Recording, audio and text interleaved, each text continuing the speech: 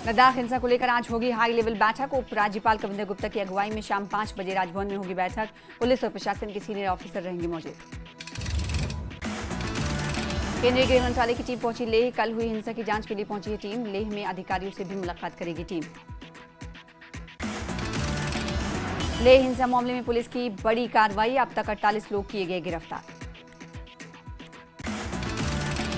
लेह में कल हुए हिंसक प्रदर्शन में कई इलाकों में तोड़फोड़ हुई। तोड़फोड़ में कई कारों का नुकसान पहुंचा। प्रदर्शनकारियों ने कारों के शीशे भी तोड़ दिए। लेह में कल हुई हिंसा के बाद धारा 163 लागू। 5 या उससे अधिक लोगों के इकट्ठा होने पर प्रतिबंध। चप्पे चप्पे पर सुरक्षा बल तैनात। लेह हिंसा के बाद धारा 163 लागू के साथ साथ पुलिस कर रही है हर जगह जगह ऐलान और धारा 163 का कड़ाई से पालन करने के जारी किए जा रहे हैं अहकाम। लद्दाख हिंसा की आंच करगिल में दिखी। केडीए की बंद की अपील का बाजारों पर असर दिखा। दुकानें बाजार पूरी तरह से बंद। कल लेह में हिंसक प्रदर्शन का करगिल में असर दिखाई दिया। दुकान बाजार बंद होने के बीच जगह जगह पर सुरक्षा बल तैनात नजर आए।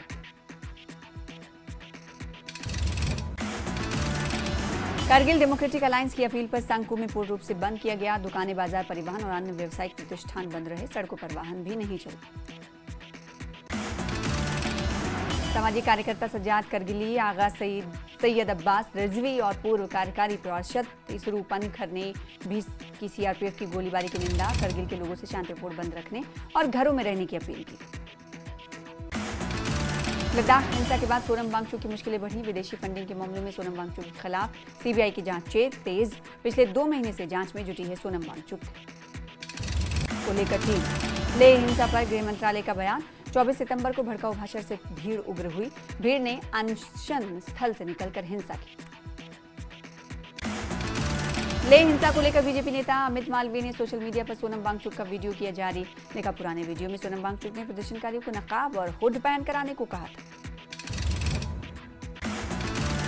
लेह में प्रदर्शन के दौरान घायल महिला को इलाज के लिए एम्स किया गया रेफर।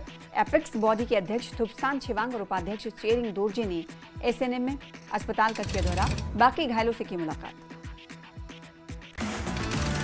लद्दाख के सांसद मोहम्मद हनीफा जान ने लेह में हुई हिंसा पर जताया दुख। मामले में निष्पक्ष जांच की मांग। बातचीत से निकलेगा सभी समस्याओं का समाधान। कहा 6 अक्टूबर को गृह मंत्रालय के साथ है बैठक।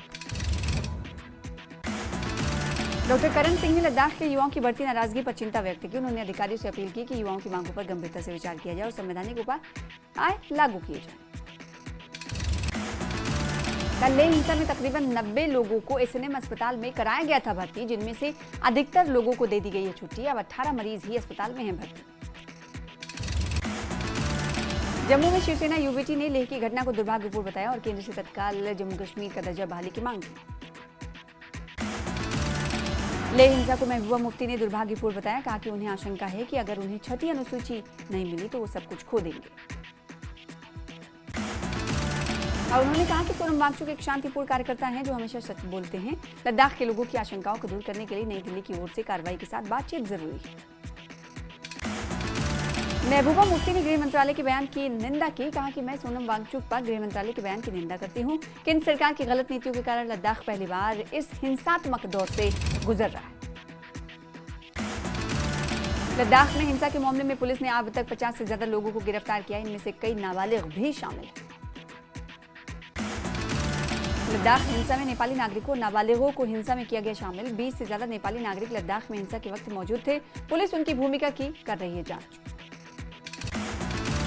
उधमपुर में चिरन्नी से बीजेपी विधायक बलवंत सिंह ने लेह की घटना की निंदा की। कहा कि कुछ तत्व क्षेत्र में शांति भंग करना चाहते हैं, इससे सख्ती से निपटा जाएगा। सोनम वांगचुक को लेकर एनसी प्रमुख फारूक अब्दुल्ला केंद्र पर भड़के। वांगचुक ने अपनाया गांधी का रास्ता, किसी की साजिश के तहत जला लद्दाख। स्टेटहुड को लेकर भी किए।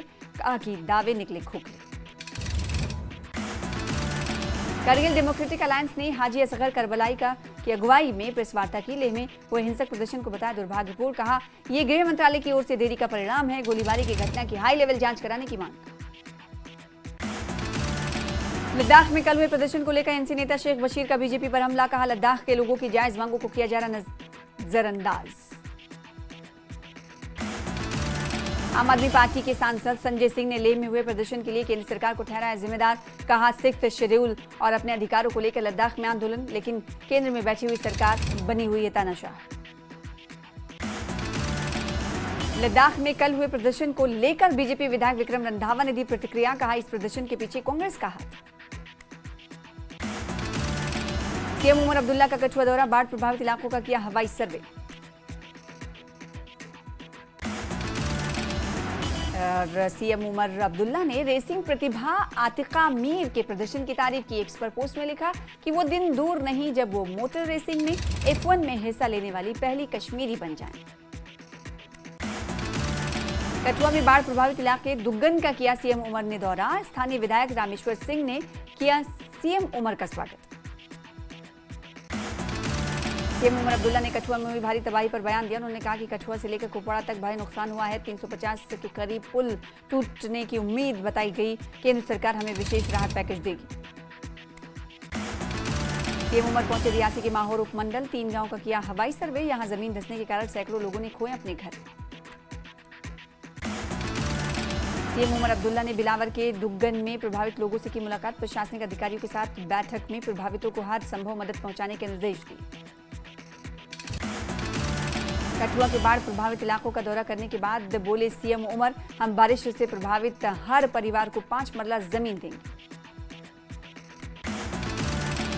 राज्यसभा सांसद गुलाम अली खटाना ने नगरोटा में बामयाल और मढ़, शीबा, पंजाली और बेराबाली का दौरा किया। आपदा से हुए नुकसान का जायजा लिया। अखनूर में परगवाल सीमा क्षेत्र में भारतीय सेना और पूर्व सैनिक संघ ने बाढ़ पीड़ितों को बांटी राहत सामग्री। तकरीबन 70 परिवारों को बांटी गई राहत सामग्री। सिंधु नदी के पानी को उत्तर भारतीय राज्यों तक पहुंचाने की तैयारी। 2029 के लोकसभा चुनाव से पानी पहुंचाने के रोडमैप पर काम। 19 सितंबर को वरिष्ठ मंत्रियों की एक बड़ी बैठक भी हुई। सूत्रों के मुताबिक ब्यास और सिंधु नदियों को जोड़ने वाली 14 किलोमीटर लंबी सुरंग के निर्माण का बनाया जा रहा है डीपीआर। इस प्रोजेक्ट से राजस्थान, जम्मू कश्मीर, दिल्ली, हरियाणा और पंजाब जैसे राज्यों का होगा लाभ। उधमपुर के वसंतगढ़ का उत्तरी कमान के सेना कमांडर लेफ्टिनेंट जनरल प्रतीक शर्मा ने किया दौरा। सुरक्षा स्थिति और आतंकवादी विरोधी ग्रिड की समीक्षा की। भारतीय सेना और आईटीबीपी संयुक्त प्रशिक्षण fire and fury Gunners corps का एक्स पर पोस्ट लिखा। चुमार में आयोजित किया गया है संयुक्त प्रशिक्षण।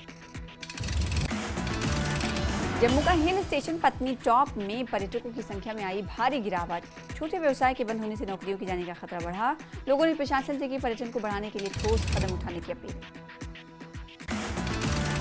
जम्मू कश्मीर में आई बाढ़ ने खाना बदोशों की जिंदगी मुश्किल कर दी। उनकी आजीविका के साधन बाढ़ में बह गए या डूब गए। बेसहारा परिवारों ने अधिकारियों से तत्काल हस्तक्षेप करने की गुहार लगाई।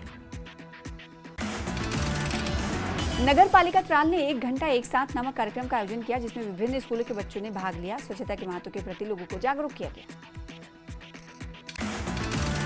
नगर पालिका पुंछ ने शहरी मेले का आयोजन किया। बड़ी संख्या में लोगों ने लिया भाग। पीएम आवास योजना में 2 लाभार्थियों को सौंपी घर की चाबियां। बारामूला के डाक बंगला में प्रधानमंत्री आवास यानी पीएम आवास शहरी मेले का उद्घाटन किया गया। विभिन्न विभागों द्वारा लगाए गए विभिन्न स्टॉलों का डीसी ने निरीक्षण किया। लोगों को जन कल्याणकारी योजनाओं की जानकारी दी। गुलमर्ग में सरदार वल्लभ भाई पटेल की 150वीं जयंती को लेकर एकता दौड़ का आयोजन किया गया। इस दौड़ में बड़ी संख्या में बच्चों ने भाग लिया। अवंतीपुरा के लितपुरा में सीआरपीएफ द्वारा आयोजित बटालियन ट्रैक एंड फील्ड प्रतियोगिता का समापन हुआ। सीआरपीएफ के विभिन्न बटालियंस ने दौड़, रिले, लंबी कूद और ऊंची कूद और गोला फेंक में भाग लिया।